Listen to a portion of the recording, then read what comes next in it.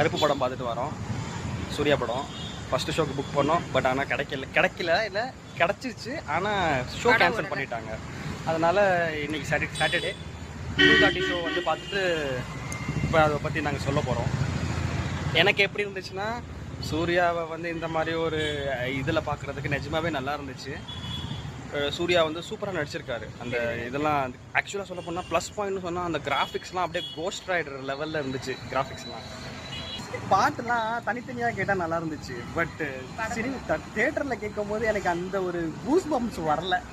மெயினாக என்னென்னா அந்த சவுண்ட் இன்ஜினியரிங் டீம் வந்து இந்த ப்ராப்பராக அந்த சவுண்டெல்லாம் அங்கங்கேயும் வைப்பு க்ரியேட் பண்ணல. மீன்ஸ் அந்த சில சீன்லாம் பார்க்கும்போது இப்போ அப்படியே தூக்க போகுது ஊன்னு சொல்கிற மாதிரி இருக்கணும். பட் அதை நான் எக்ஸ்பெக்ட் பண்ண அளவுக்கு அங்கே எதுவும் இல்லை. அப்படியே ஃப்ளாட்டாக முடிஞ்சிருச்சு. இதுதான் எனக்கு கொஞ்சம் கஷ்டமாக இருந்துச்சு. பட் மற்றபடி படம் வந்து நல்லா தான் இருந்துச்சு. ஆர்ஜே பாலாஜி நிஜமாவே நல்லா பண்ணியிருந்தார். கேமியோ வந்து அது சொல்ல வேணாம். பட் இன்னும் பெட்டராக பண்ணியிருக்கலாம் கேமியோவை. அதுதான் ஏன்னா கேமியோ வரும்போது எனக்கு ரொம்ப எக்ஸைட்மெண்ட் ஆகலை. அதுதான் எங்களுக்கும் படம் வந்து நல்லா தான் இருந்துச்சு. ஃபர்ஸ்ட் ஹாஃப் நல்லா இருந்துச்சு, இன்டர்வெல்லாம் நல்லா இருந்துச்சு.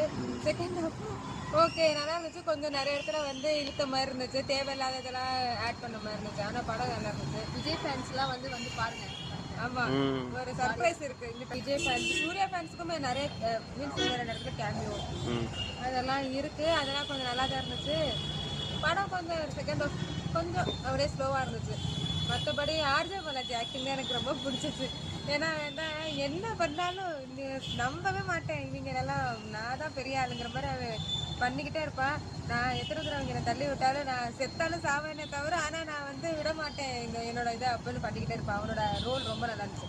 ஹீரோ ரோல் வந்து ஹீரோ ஓகே, ஹீரோ இப்படி தான் இருப்பாங்கன்னு இருப்பான். ஆனால் வில்லன் ரோல் பயங்கரமாக இருந்துச்சு. அவனுக்கு அந்த ரோல் வெயிட் அவனுக்கு தான் அது நல்லா இருந்துச்சு. எனக்கு பிடிச்சிருச்சு பர்சனலாக அவன் பண்ணுறது எல்லாமே. ஓகே. மித்தபடி வேற உனக்கு பிடிச்சிருந்துச்சா படம்? என்ன சொல்லுவேன்? படம் நல்லா தான் இருந்துச்சு. படம் பிடிச்சதா இருந்துச்சு. பார்க்கலாம் எல்லாருமே. நீ படம் நல்லா தான் இருந்துச்சு. இல்லை லாஸ்ட்ல ரொம்ப ஒரு மாதிரி போய்கிட்டே இருந்த மாதிரி இருந்துச்சு. எனக்கு மியூசிக்லாம் நல்லா தான் இருந்துச்சு. எனக்கு மியூசிக் பிடிச்சிருந்துச்சு. ஆனால் கொஞ்சம் சிங்க் ஆகாத மாதிரி தான் இருந்துச்சு.